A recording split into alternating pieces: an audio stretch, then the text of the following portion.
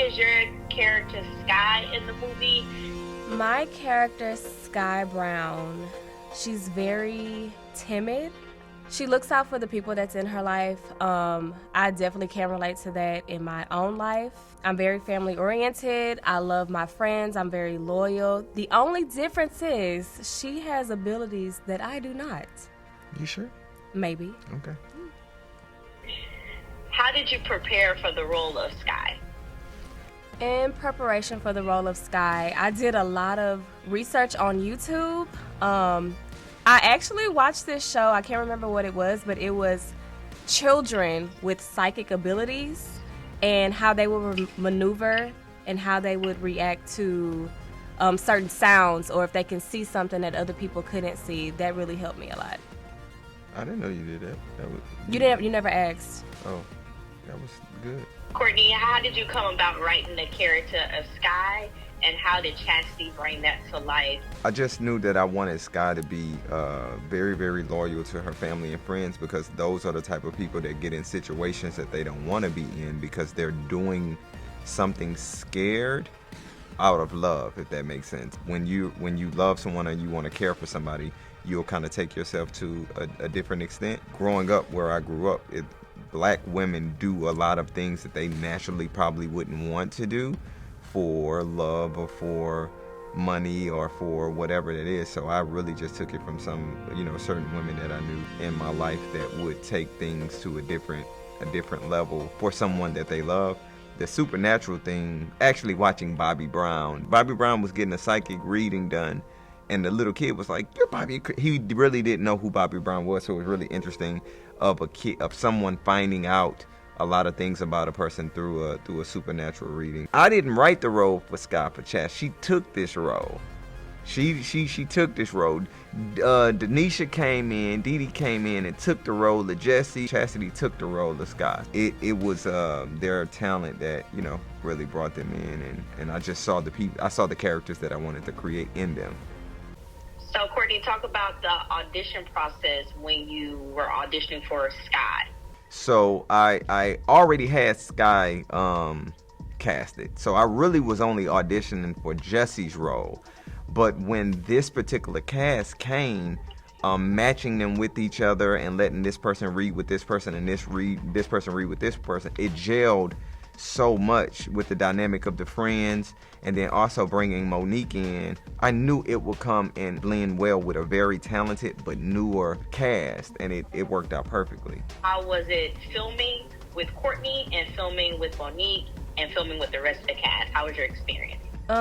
Being that this is my first lead role, I definitely went in as like a baby in the industry, and it was like a warm welcome. Everybody was so receptive. If I had questions, the cast would definitely step in to help. Monique especially, she would step in, give me feedback. Courtney's gonna always give his feedback and then run a million miles a minute around the room. And Dee Dee would always give me great feedback as well. So it was definitely a team effort, and I really, really, really enjoyed the experience. Chasity, what was your favorite day on set? And Courtney, what was your favorite day on set? My favorite day on set would have to be the actual reading. Obviously, that's the build-up because that's the name of the movie. I think that day was pretty cool. My favorite day on set was the running scenes, because we had to run full speed through this house, and it was very, very fun. He's saying we. But they Yeah. had to run. But it was very fun telling them to do it again, knowing I didn't need another one, but I wanted to see them run full speed through that house, and I knew they was tired, but we had to get it again because we got it the first time. I just had y'all run it like 10 more times just to see if y'all would really do it, and y'all did. So, Chasity, how do you feel about being a Black woman in a thriller and horror when there aren't many Black women that do thriller and horror? I am a lover of everything that has to do with thriller, horror, psychological movies, and to actually be in a film surrounded by all of those titles.